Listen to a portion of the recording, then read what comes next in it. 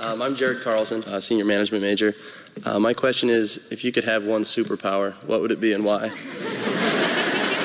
One superpower? Bill, well, you think more about that than I do. I don't know, extending one's lifetime would be a reasonable thing. Yeah, I'll take notes if you have anything to say on that. You know, I don't think being able to get rid of competitors, that wouldn't be much fun. That'd be like hitting a hole-in-one all the time. No. Being able to read super fast, yeah, that'd be nice. That'd be huge. That'd be huge. Well, Bill can read, so I mean, he reads about 3 times as fast. And just think of, I mean, I probably wasted 10 years reading slowly. But, no, if you're talking about granting a wish, I mean, what you would the type of thing, I mean, what you really would hope is that somehow you could reduce the threat posed by nuclear knowledge in the world. I mean, that's going to be the great problem of mankind in your lifetime. And you know, the knowledge is out of the bottle. The genie's out of the bottle on that.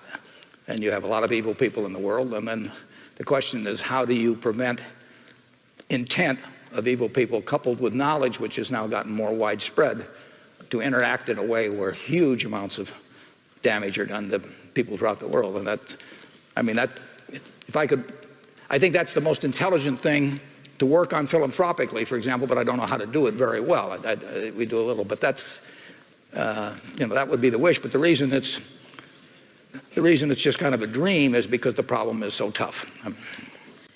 My name is Ryan Menlick. I'm from Omaha, Nebraska. I'm a senior accounting major.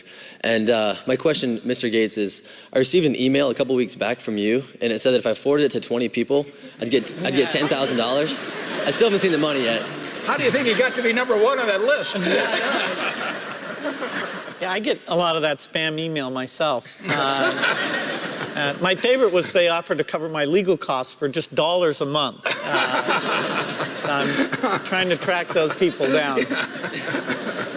No, but in all seriousness, when you were just beginning your career, what sort of things do you think made a big impact in your success? What habits did you develop, and kind of what sort of things could you pass on to us as younger people? I had one habit that I developed when I was at college that was actually a very bad habit, which was I like to show people that I didn't do any work and that I didn't go to classes and I didn't care.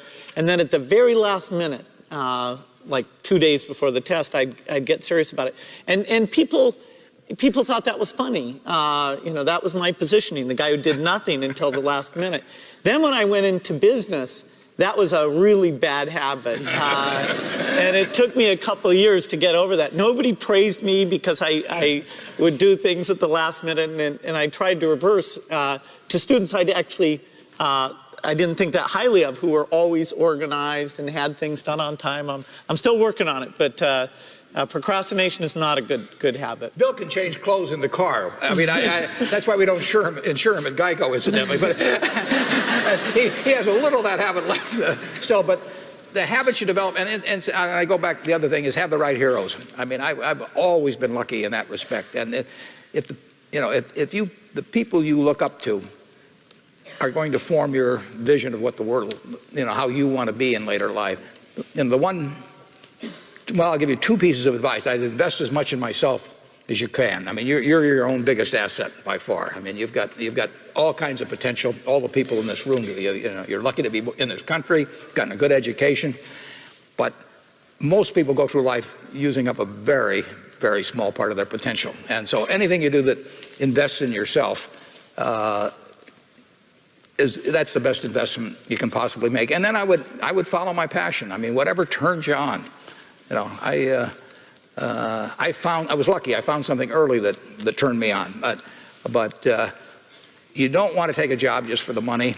You don't want to take a job for an organization that you really don't feel good about, or work for people that you don't feel good about. You really want to be excited when you get out of bed every morning. And it won't necessarily be the job that you have 10 years later, but you'll be learning so much as you go along. And you know, I took a job with Ben Graham, my hero, and it.